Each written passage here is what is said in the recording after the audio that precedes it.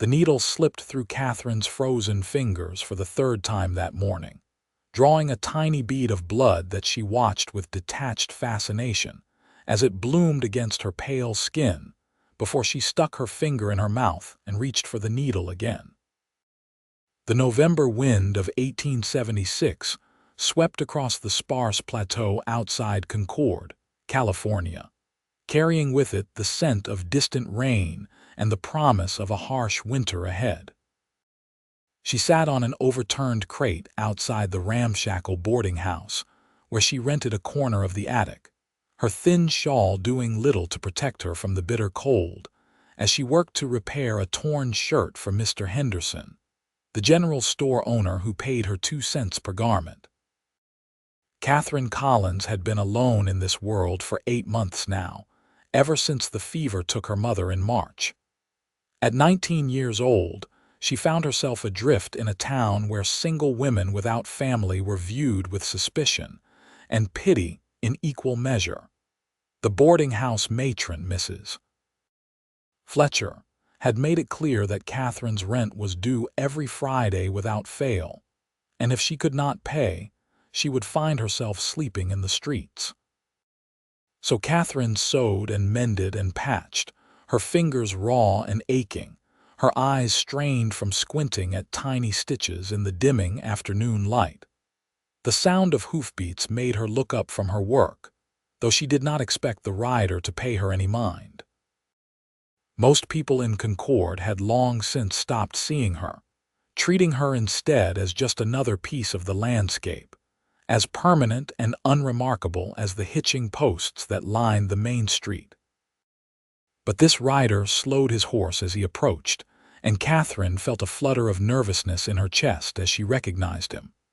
Jake Logan had arrived in Concord 3 weeks earlier, a tall man with sun-weathered skin and eyes the color of storm clouds. He worked at the Riverside Ranch, breaking horses for old Mr. Patterson, and Katherine had seen him in town on several occasions, always keeping to himself, always watching everything with those careful, assessing eyes. He was perhaps 23 or 24, with dark hair that curled slightly at his collar and a quiet way of moving that reminded Katherine of the wildcats she had sometimes seen in the hills near her childhood home. "Afternoon," he said, tipping his hat to her as he reined in his horse. His voice was deep and rough, like gravel shifting in a stream bed. "Good afternoon," Katherine replied, her own voice thin and uncertain. She could feel the cold creeping deeper into her bones, making her teeth want to chatter, but she clenched her jaw and forced herself to remain still. Jake looked at her for a long moment, his gaze taking in her threadbare dress, her reddened hands, the pile of mending beside her on the crate. "Seems a cold day to be working outside," he observed. Katherine felt heat rise to her cheeks despite the chill. "Mrs. Fletcher does not permit me to work in the boarding house," she explained, hating how defensive she sounded. "She says the clutter bothers her other tenants." The cowboy's expression darkened slightly. "How long have you been out here?" "Since morning," Katherine admitted. She picked up the shirt again, trying to thread the needle with fingers that had gone stiff and clumsy. The thread missed the eye once, twice, 3 times, and she felt tears of frustration prick at her eyes. Jake dismounted in one smooth motion, looping his horse's reins around the nearest post. He crossed to where Katherine sat and crouched down beside her, close enough that she could smell leather and horse and something else, something warm and masculine that made her stomach flutter strangely. "You cannot stay out here," he said quietly. "Your lips are turning blue." "I have work to finish," Katherine protested, even as a violent shiver ran through her body. "Mr. Henderson needs these garments by tomorrow, and if I do not deliver them, he will not pay me, and if he does not pay me, I cannot make my rent." Jake reached out and gently took the needle and fabric from her hands. His fingers were warm, calloused from hard work, and Katherine found herself staring at them stupidly as he set her mending aside.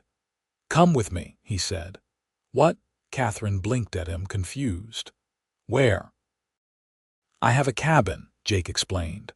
"Small place, nothing fancy, but it has a stove and 4 walls and a roof that does not leak. You can do your mending there where it is warm." He paused, and something flickered across his face. "I will not bother you. You have my word on that. But I cannot leave you sitting out here in the cold. It is not right." Katherine wanted to protest, wanted to explain that she could not possibly go to a man's cabin unchaperoned, that such a thing would ruin what little reputation she had left. But another gust of wind tore across the plateau. So cold it felt like knives against her skin, and she found herself nodding instead. Jake helped her gather her mending, loading it carefully into a canvas sack he produced from his saddlebag. Then he swung up onto his horse and reached down for her. "Put your foot on mine," he instructed. "I will pull you up." Katherine hesitated for only a moment before complying. Jake's hand closed around her wrist, strong and sure, and then she was being lifted as easily as if she weighed nothing at all. She found herself seated in front of him on the horse, his arm around her waist to hold her steady, and the warmth of his body against her back was so welcome that she almost wept with relief. They rode through town, and Katherine was acutely aware of the stares they received. "Mrs." Henderson paused in sweeping her front step to watch them pass, her eyes wide with shock. 2 men outside the saloon nudged each other and grinned. But Jake seemed oblivious to it all, guiding his horse with easy confidence through the streets and out toward the rolling hills beyond. His cabin sat in a small hollow about a mile from town, a sturdy structure of rough-hewn logs with a stone chimney and a small covered porch. A lean-to stable stood nearby, and Katherine could see a few chickens scratching in the dirt near the door. It was humble, but neat and well-maintained, and she felt some of her nervousness ease as Jake dismounted and helped her down. "Let me get the stove going," he said, unlocking the door and ushering her inside. The cabin was a single room, sparsely furnished with a bed in one corner, a small table with 2 chairs, a wood stove, and shelves lined with supplies. Everything was clean and orderly, the bed neatly made, the floor swept. Jake moved immediately to the stove, building up a fire with practiced efficiency while Katherine stood uncertainly near the door, still clutching her sack of mending. Within minutes, warmth began to fill the space, and Katherine felt her body start to thaw. The relief was so intense it made her dizzy, and she swayed slightly on her feet. Jake was at her side immediately, guiding her to one of the chairs. "Sit," he ordered gently. "Let yourself warm up slow. I will make some coffee." Katherine obeyed, lowering herself into the chair and setting her mending on the table. She watched as Jake filled a battered coffee pot with water from a bucket and set it on the stove to heat. His movements were economical and sure, and she found herself wondering about him, about where he had come from and why he was here in Concord, alone like her. "Thank you," she said softly. "This is very kind of you." Jake glanced at her, and for the first time she saw something like a smile cross his face. "My mother would rise from her grave to haunt me if she knew I had left a lady sitting in the cold," he said. "She was a fierce believer in doing right by people." "Was?" Katherine asked, noting the past tense. The almost smile faded.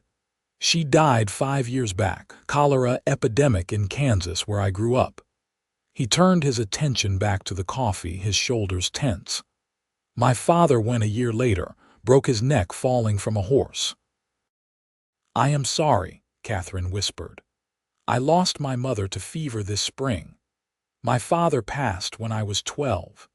Jake nodded slowly, and in that moment Katherine felt a thread of connection form between them, a shared understanding of loss and loneliness that needed no words. They sat in comfortable silence while the coffee heated. and gradually the feeling returned to Catherine's fingers and toes in painful tingles. When Jake poured the coffee, she wrapped both hands around the tin cup and breathed in the bitter, wonderful aroma. The first sip burned her tongue, but she did not care. It was hot and strong and real, and it made her feel human again instead of like a frozen shadow. "Eat," Jake said, setting a plate in front of her. On it sat a thick slice of bread smeared with butter and honey, and Catherine's stomach cramped with sudden hunger. She had not eaten since the previous evening, a meal of thin soup and stale crackers. "I cannot take your food," she protested weakly. "You can and you will," Jake replied, his tone brooking no argument. He sat down across from her with his own coffee, watching her with those steady gray eyes until she picked up the bread and took a bite. It was the most delicious thing Katherine had ever tasted. She tried to eat slowly, to maintain some dignity, but she was so hungry that she found herself devouring the bread in minutes. Jake said nothing, just rose and cut her another slice, adding more butter and honey before setting it in front of her. "How long have you been going hungry?" he asked quietly. Katherine felt tears threaten again. "A while," she admitted. "Food costs money and money is scarce. I eat when I can." Something dangerous flashed in Jake's eyes. "That boarding house woman knows you are starving and she still demands your rent, Mrs. Fletcher runs a business," Katherine said, though she had no idea why she was defending the cold, pinch-faced woman who treated her with such disdain. "She cannot afford to show favoritism." "That is not business," Jake growled. "That is cruelty." He stood and paced to the window, staring out at the darkening afternoon. "You should not have to live like this, freezing and starving, working your fingers bloody for pennies." "I do what I must to survive," Katherine said simply. She pulled her mending toward her, grateful to have something to do with her hands. "We cannot all be choosy about our circumstances." Jake turned back to face her, and the intensity in his gaze made her breath catch. "You could stay here," he said abruptly. Catherine's hands stilled on the fabric. "What?" "Stay here," Jake repeated. "I could sleep in the stable. You would have the cabin to yourself. You could work in warmth, eat regular meals, not have to worry about that Fletcher woman throwing you out into the cold." "I cannot," Katherine whispered, though the offer was so tempting it hurt. "People would talk. They would say terrible things about both of us." "Let them talk," Jake said fiercely. "What good are their opinions when you are working yourself to death, when you are cold and hungry and alone?" He crossed back to the table and dropped into the chair across from her. "I know we are strangers.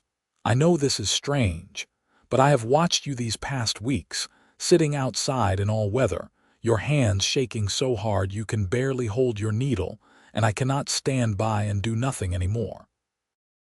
Katherine stared at him, her heart pounding.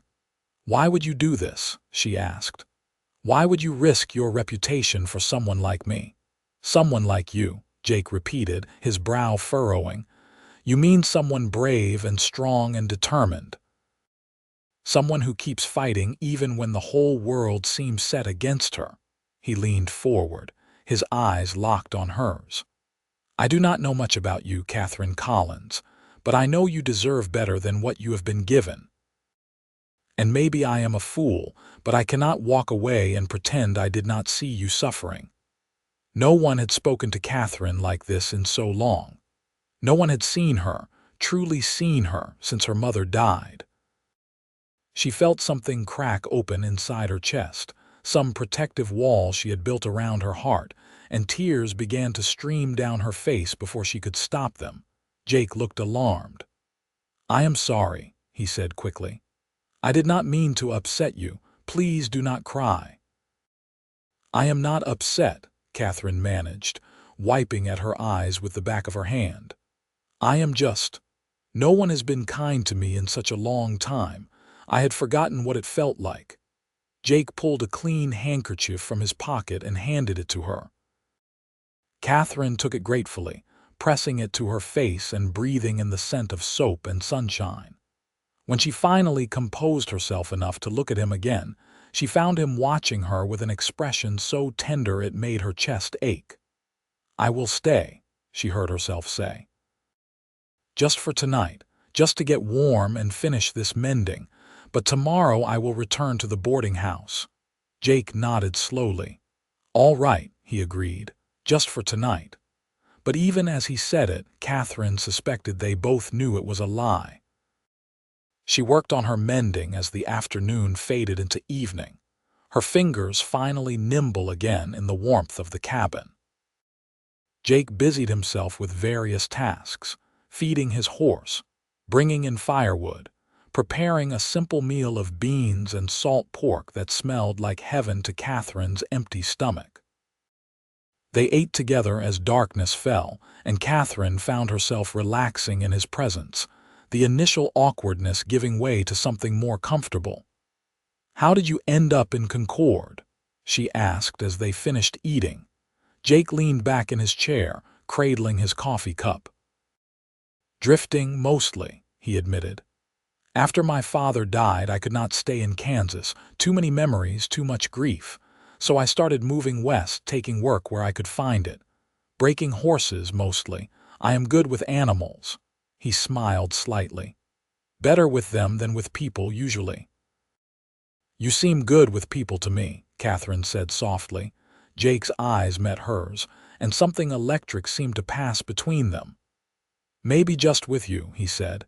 Katherine felt heat rise to her cheeks, and she quickly looked down at her coffee cup. "Why did you stop in Concord?" "The work is good," Jake replied. "Mr. Patterson is a fair man, pays decent wages, and I suppose I was tired of drifting. Thought maybe it was time to find a place to settle, even if just for a while." He paused. "What about you? Were you born here?" Katherine shook her head. "Nevada. My father worked in the silver mines near Virginia City. When he died, my mother and I came here because she had a cousin who promised us help." Her voice turned bitter. "But when we arrived, we found the cousin had moved to Oregon the year before. My mother found work as a laundress and we made do. Then she got sick and—" She trailed off, unable to finish. "And you were left alone," Jake finished gently. "Yes," Katherine whispered. "Completely alone." Jake reached across the table and covered her hand with his. The touch sent warmth racing up her arm, and Katherine found she did not want to pull away. "You are not alone anymore," he said. "Not if you do not want to be." They sat like that for a long moment, hands touching, eyes locked, the fire crackling softly in the stove. Then Jake cleared his throat and stood, breaking the spell. "I should let you rest," he said. "You take the bed. I will make myself comfortable out in the stable." "I cannot take your bed," Katherine protested, but Jake was already gathering a blanket and his coat. "You can and you will," he said, echoing his earlier words about the food.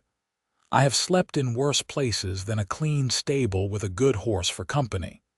He paused at the door, looking back at her. "Lock this behind me. You will be safe here, I promise you that."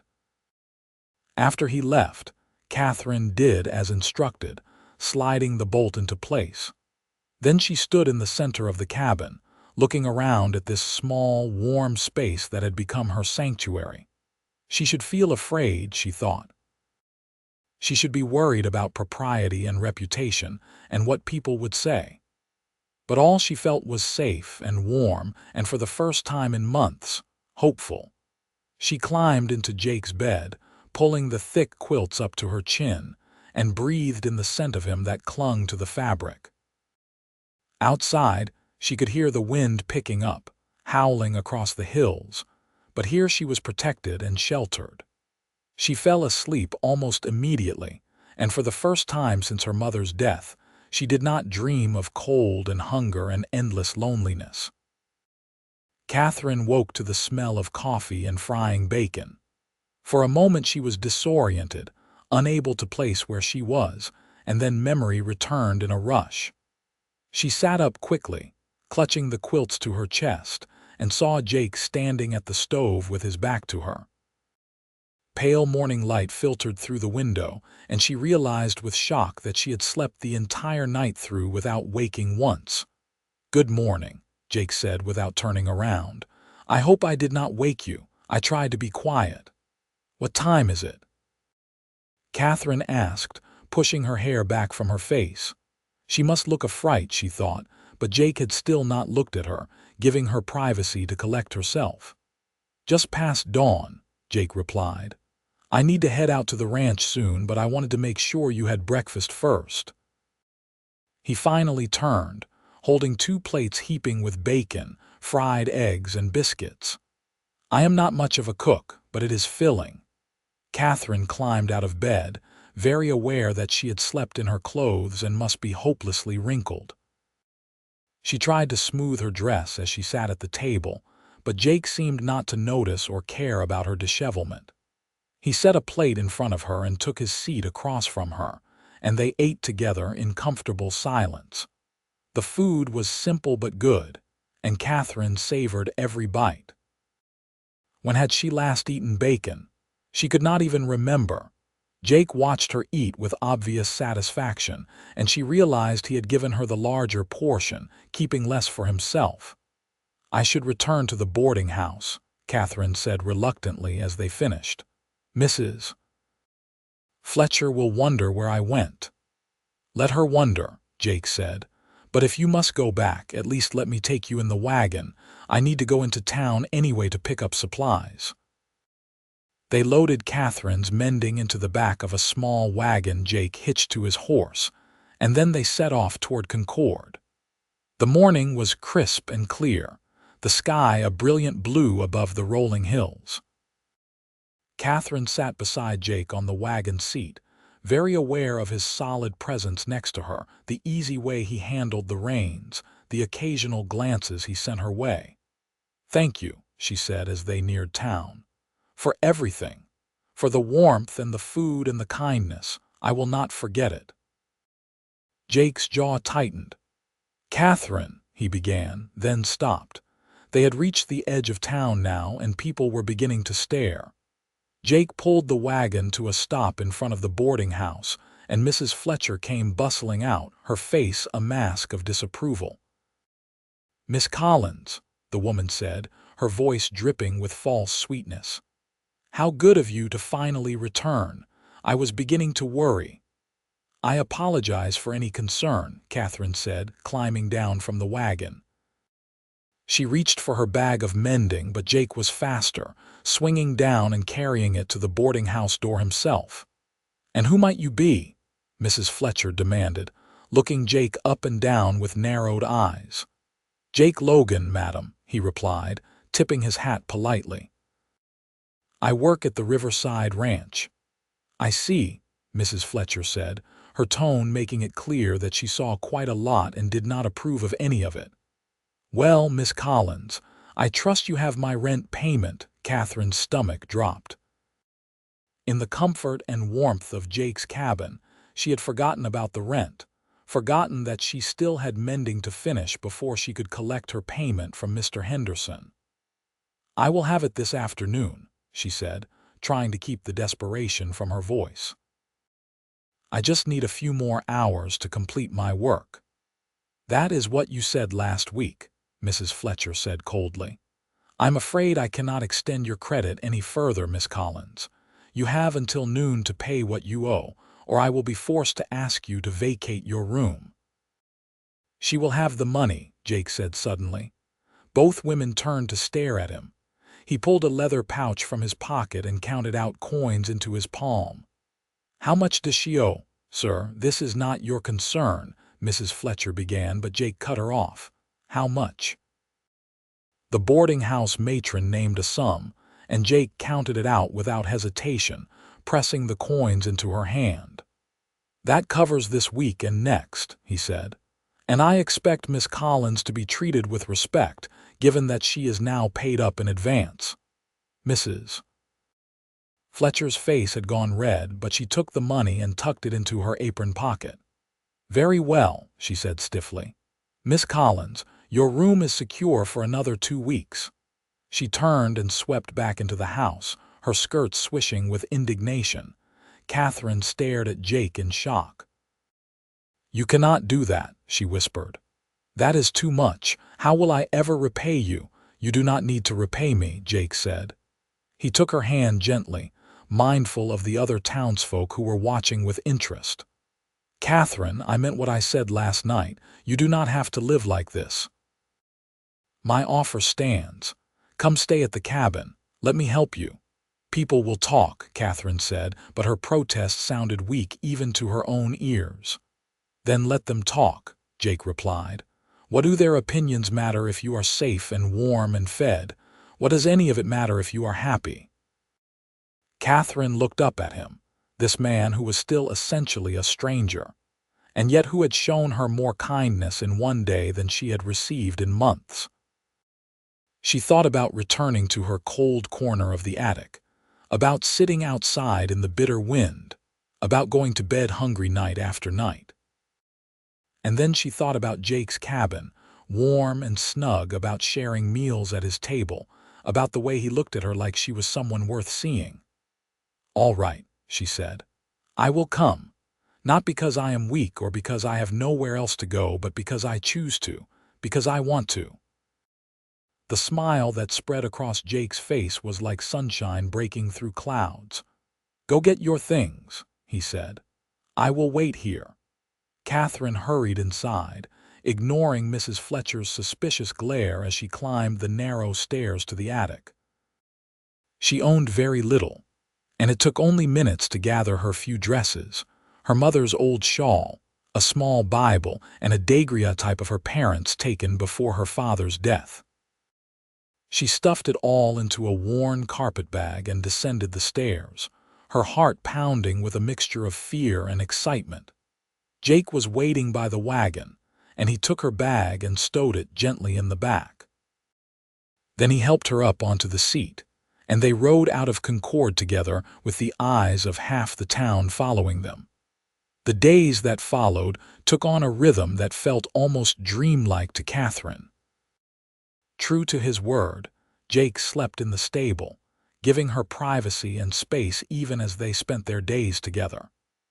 He would leave at dawn for the ranch, returning in the late afternoon with supplies or food, always something to add to their small household.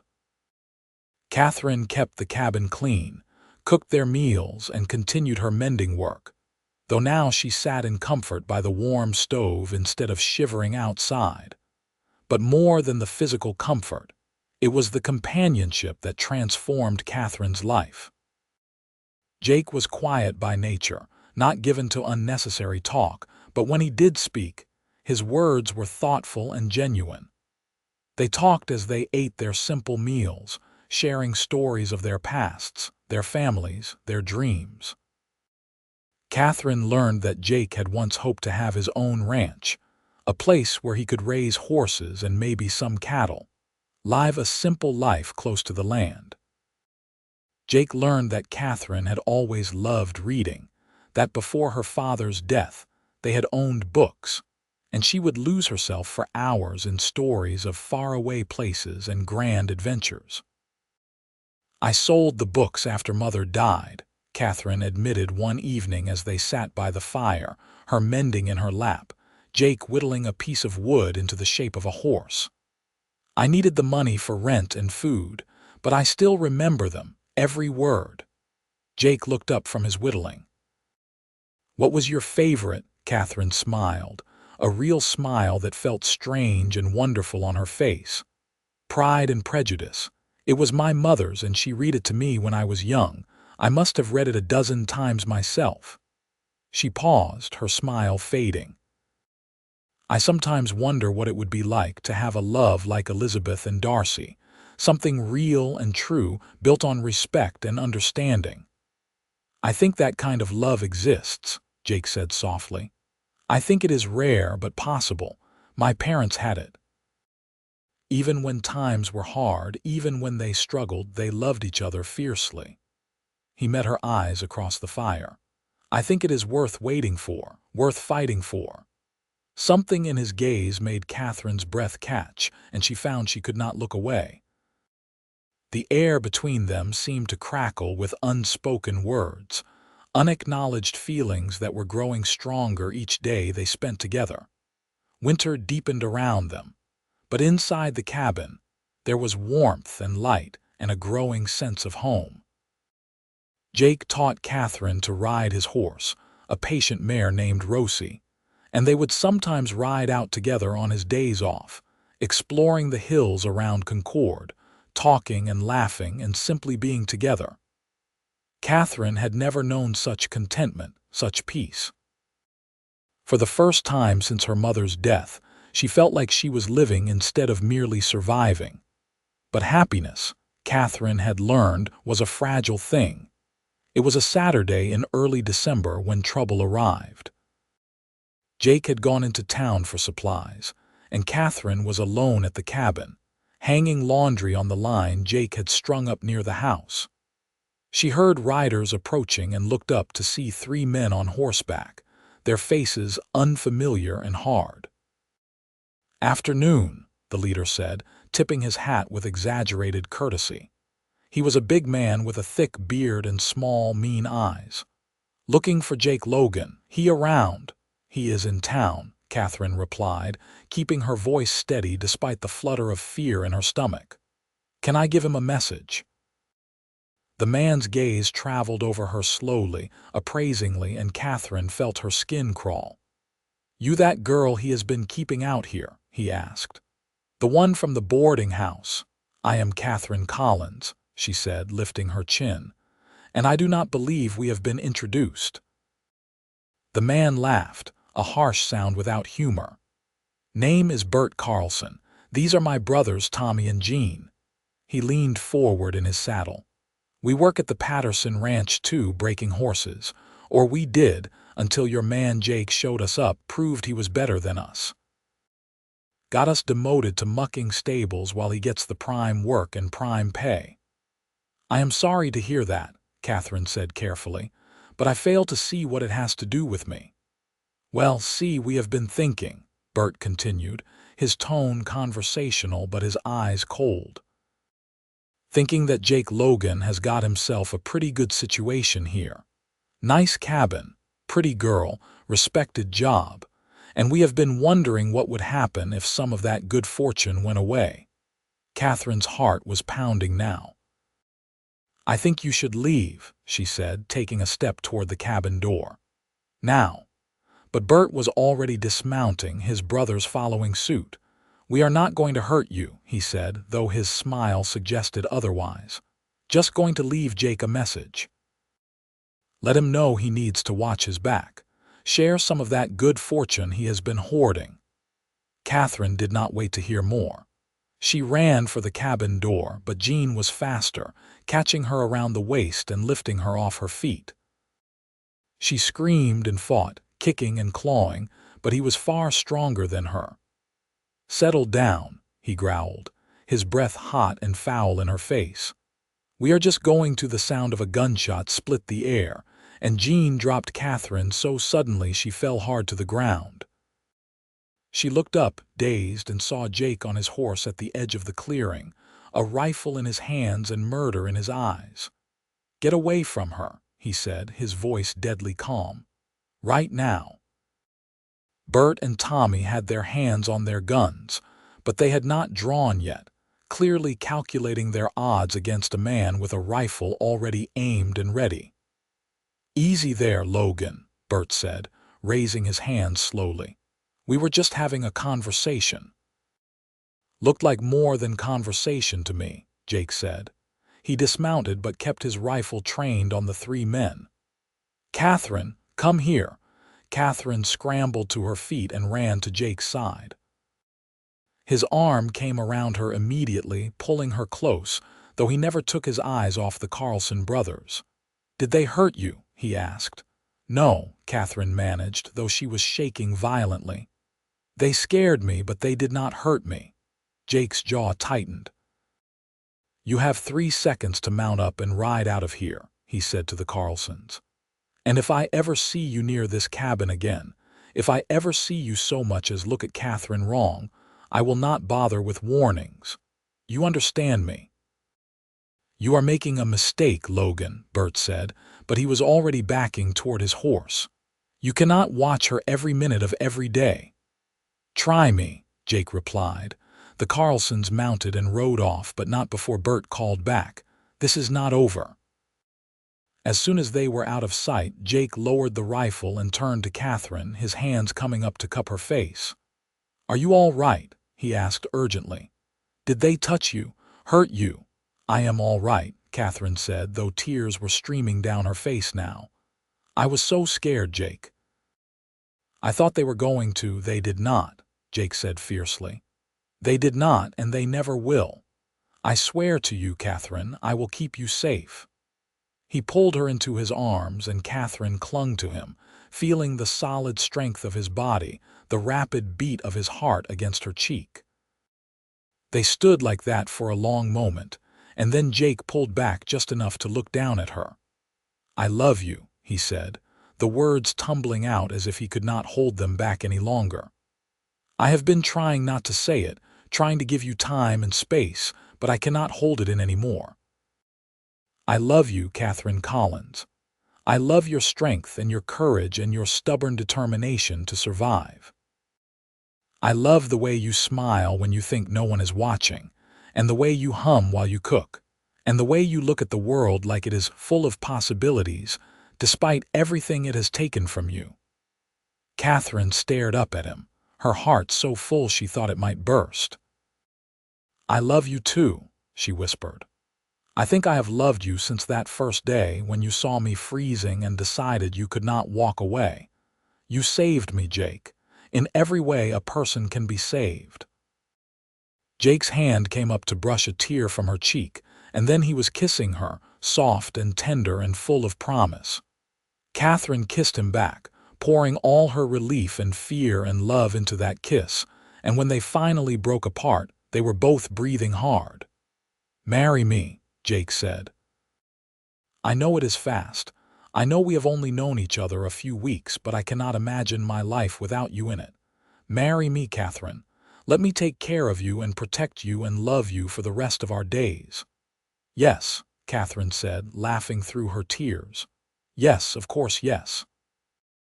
They were married a week later by the circuit preacher who came through Concord, with Mr. Patterson and his wife standing as witnesses. It was a simple ceremony, but to Katherine, it was more beautiful than any grand wedding could have been.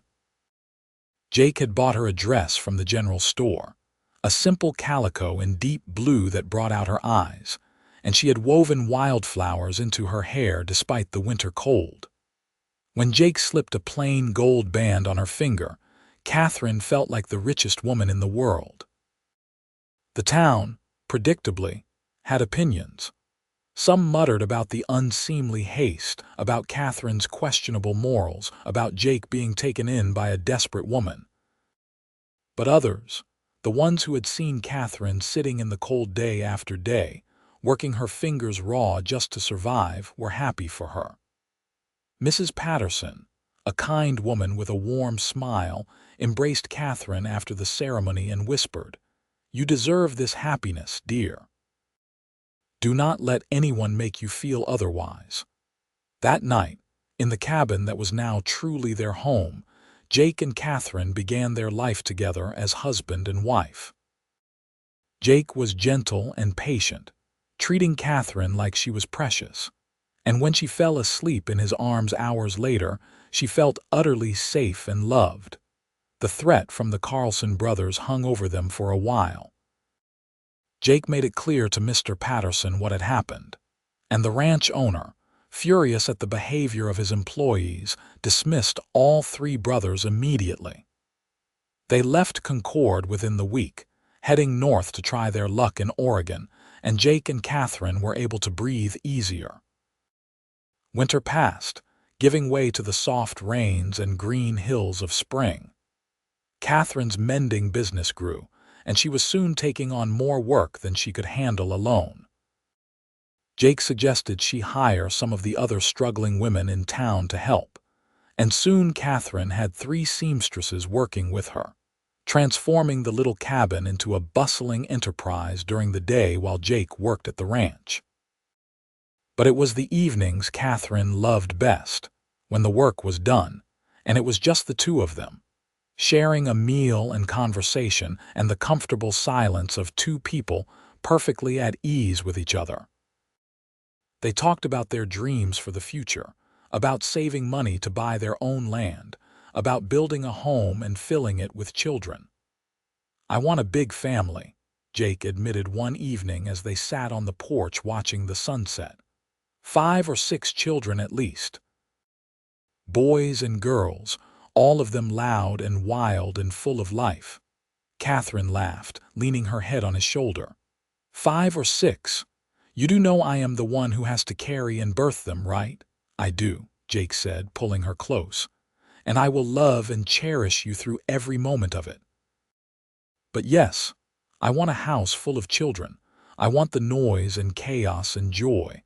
I want to give them everything I had as a child and everything I wished I had."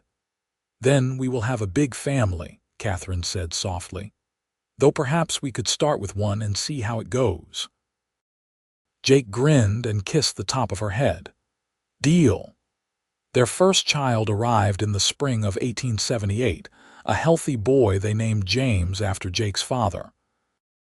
Katherine had been terrified of childbirth, haunted by stories of women who died bringing life into the world. But Jake stayed by her side through all of it, holding her hand and whispering encouragement.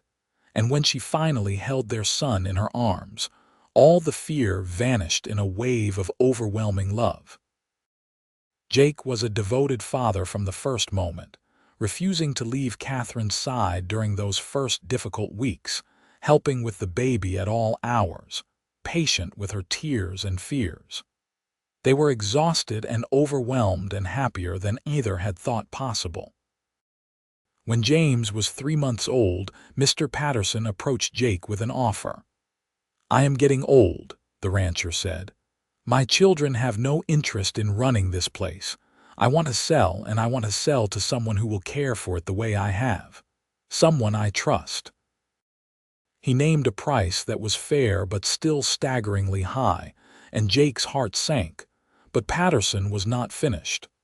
"I know you do not have that kind of money now," he said, "but I am willing to take payment over time. You work the land, pay me a percentage of the profits, and in 10 years the ranch is yours free and clear. What do you say?" Jake could barely speak. He rode home that evening in a daze and told Katherine the news. She stared at him for a long moment, then threw her arms around his neck and kissed him fiercely. "Yes," she said. "Of course, yes. This is everything you have dreamed of, Jake, everything we have dreamed of." They moved to the Patterson Ranch that summer, into the big farmhouse with its wraparound porch and view of the rolling hills. Katherine's sewing business moved with them, operating out of a spare room, and soon they were hiring more help, both for the sewing and for the ranch work. Jake proved to be as good a rancher as he was a horseman, and within a year, they were turning a profit, paying Patterson his percentage and still having enough left over to save and improve the property. Their second child, a daughter they named Mary, arrived in 1880, followed 2 years later by another boy, Thomas. The big house that had once seemed too large was suddenly bursting at the seams with noise and laughter, and the controlled chaos of small children. Katherine had never been happier, though she was often exhausted, chasing after 3 little ones while also running her growing business. Jake's mother's prediction had come true. The house was full of life, and every day was an adventure. James grew into a serious, thoughtful boy who loved working with his father and the horses. Mary was bright and curious, always asking questions, always wanting to learn. Thomas was the wild one, fearless and mischievous, keeping them all on their toes. The years passed in a blur of seasons and milestones. Jake officially purchased the ranch in 1886, the final payment made, and he and Katherine stood on their porch that evening, looking out over land that was truly theirs, and wept with gratitude and joy. They had come so far from that cold November day when Jake had found Katherine freezing outside the boarding house, her fingers too numb to thread a needle. "You remember?" Katherine asked, her hand in Jake's. "That first day?" "Every detail," Jake replied. "I remember thinking I had never seen anyone so alone, and I remember deciding in that moment that I could not let you stay that way." "You saved my life," Katherine said softly, "in every possible way." "No," Jake corrected gently. "We saved each other." More children followed. Another daughter, Elizabeth, in 1887, and then twin boys, Robert and William, in 1889. The house expanded to accommodate them all, and Jake and Katherine's love deepened with each passing year, tested by hardship and tragedy but never breaking. They lost Elizabeth to scarlet fever when she was 4, and the grief nearly destroyed them both. But they held each other through the darkest days, and eventually the pain faded to a bearable ache, a permanent scar on their hearts, but not one that prevented them from loving and living fully. The children grew, eventually leaving home one by one to start lives of their own. James took over the day-to-day running of the ranch, marrying a sweet girl from town and giving Jake and Katherine their first grandchildren.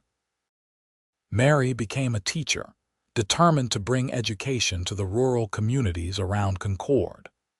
Thomas headed to San Francisco to seek his fortune, writing home regularly with tales of the big city. The twins stayed on the ranch with James, working the land they had grown up on, content with the simple life their parents had built. And through it all, Jake and Katherine remained the center of it all, the foundation upon which their family was built. They grew old together, their hair turning gray, their bodies slowing but their love never diminishing. They would sit on the porch in the evenings, Jake's hand in Katherine's, watching the sunset over the hills, and Katherine would sometimes think back to that desperate girl sitting in the cold, her fingers frozen, her future so uncertain. "What are you thinking about?" Jake would ask as if he did not already know. "About how far we have come," Katherine would reply. "About how lucky I am." "We are lucky," Jake would correct. "Both of us." On a warm summer evening in 1912, Jake and Katherine celebrated their 35th wedding anniversary surrounded by children and grandchildren, and even a few great-grandchildren. The ranch had grown into one of the most successful in the region, known for its quality horses and fair dealing. Katherine's sewing enterprise had long since expanded beyond what she could have imagined, employing dozens of women and providing them with steady, fair-paying work. But none of their success mattered as much as the family they had built, the love they had nurtured, the life they had created together from nothing. That night, after all the guests had gone home, Jake and Katherine walked out to the spot where Jake's little cabin had once stood. It was gone now, torn down years ago to make room for a new stable, but they could still remember exactly where it had been, that small sanctuary that had sheltered Katherine from the cold and begun their journey together. "Would you do it all again?" Jake asked, his arm around Katherine's waist. They were both in their 50s now, their bodies bearing the marks of hard work and hard years, but to Jake, Katherine was as beautiful as the day he first saw her. "Every moment," Katherine replied without hesitation. "The good and the bad, the joy and the sorrow. All of it, as long as it was with you." Jake kissed her then, soft and sweet, and they stood together in the summer darkness, two people who had found each other when they both needed saving, who had built a life and a love that would endure long after they were gone. The years continued to pass. Jake's health began to fail in his early 60s, his body worn out from decades of hard physical labor. Katherine nursed him devotedly, just as he had once cared for her, and when he finally passed peacefully in his sleep in 1920, she grieved deeply but without bitterness. They had been given 43 years together, 43 years of love and partnership and joy, and she was grateful for every single day. Katherine lived another 8 years, spending her final years surrounded by the family she and Jake had created. She passed away on a cold November morning, and as her children and grandchildren gathered around her bed, she smiled and whispered, "I am going to see your father now. Tell him I never stopped loving him, not for a single moment." They buried her next to Jake on the hill overlooking the ranch, and on her headstone they carved the words, "She was cold and alone, but love brought her inside forever." The ranch stayed in the family for generations, passing down through James's line, and every child who grew up there heard the story of their great-grandmother Katherine, who had been saved by a cowboy named Jake, and who had gone on to build an empire of love and family that endured long after they were both gone. It was a story of hope in the darkest times, of love that conquered loneliness, of two people who found each other when they needed it most and chose to build something beautiful together.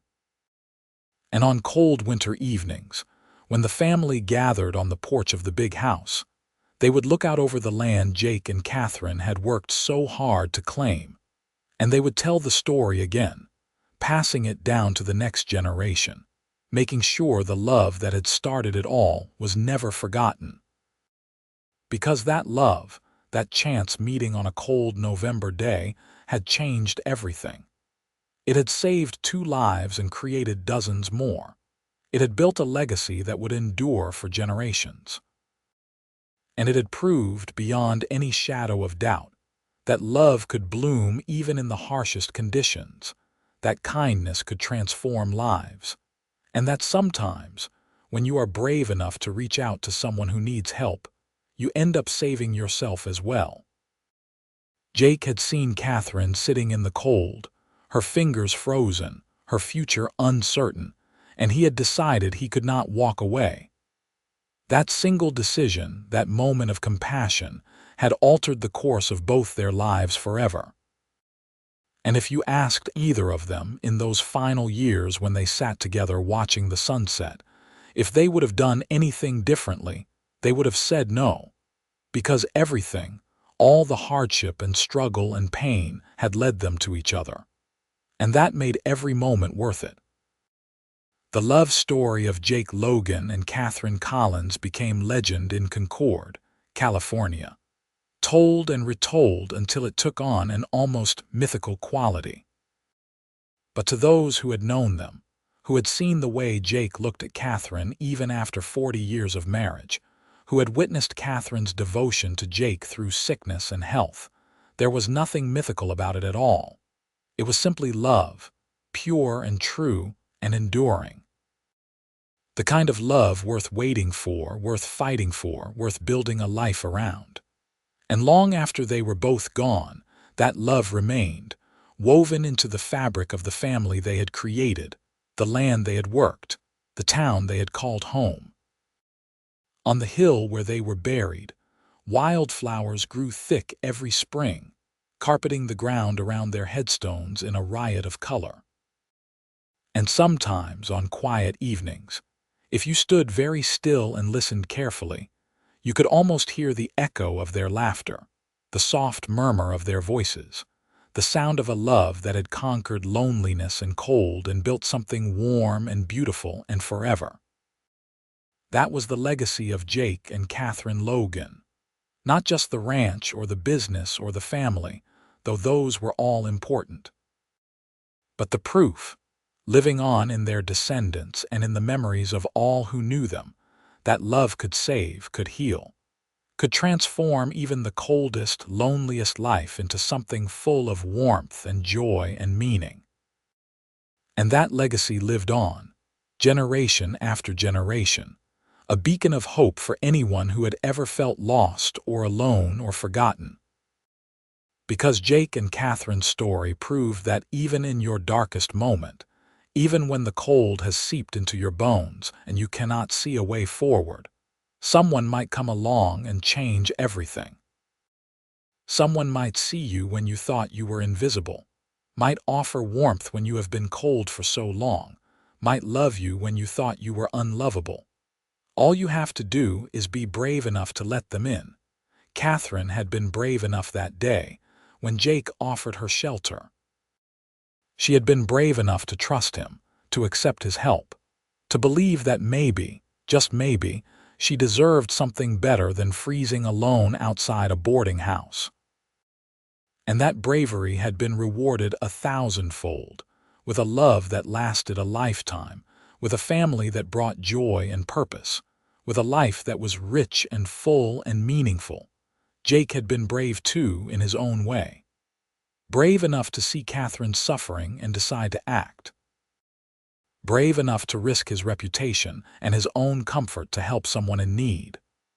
Brave enough to open his heart and his home to a woman he barely knew because his instincts told him she was worth saving, and they had both been right. Their story ended as all great love stories do, with two lives lived fully and well, with love that never wavered even in the face of hardship and loss, with the knowledge that they had found something rare and precious and had cherished it every day they were given. When the last of their children passed away, when the last person who had known Jake and Katherine personally was gone, the story lived on still, passed down through written accounts and family lore. The ranch remained, though it had changed hands several times, and new families built their lives on the land Jake and Katherine had claimed. But the hill where they were buried remained untouched, a small plot of land preserved by their descendants as a memorial to the love that had started it all. And every year on November 15th, the anniversary of that first day when Jake brought Katherine inside from the cold, someone from the family would visit, would lay fresh flowers on their graves, would stand in silence and remember the story of two lonely people who found each other and built something that would last forever. Because that is what true love does. It endures. It persists. It leaves a mark on the world that cannot be erased by time or distance or even death. Jake and Katherine's love had done all of that and more, and in doing so, had proved that even the smallest act of kindness, the briefest moment of compassion, can change everything. All it took was one cowboy, riding through town on a cold November day, who saw a woman mending clothes in the freezing wind and decided he could not leave her there. One moment of seeing another person suffering and choosing to act. One decision to bring someone inside from the cold. And from that one moment, everything else followed. Love and family and legacy and joy. A lifetime of happiness built on a foundation of compassion and courage. A story that would be told for generations, inspiring others to be brave, to be kind, to believe that even in the darkest times, love can find a way. That was the gift Jake and Katherine gave the world. Not just their ranch or their business or their children, but the proof that love can bloom anywhere, can survive anything, can transform even the coldest, loneliest existence into something warm and beautiful and full of light. And so their story ends not with sadness or loss, but with joy and gratitude and the deep satisfaction of knowing that they had lived well, loved deeply, and left the world better than they found it. They had been cold and lonely once, both of them, but they had found each other and built a warmth that nothing could extinguish. And that warmth lived on still, in the hearts of their descendants, in the memories of their story, in the example they set for all who came after. A reminder that kindness matters, that love conquers, that sometimes the greatest adventures begin with the simplest act of bringing someone inside from the cold, forever.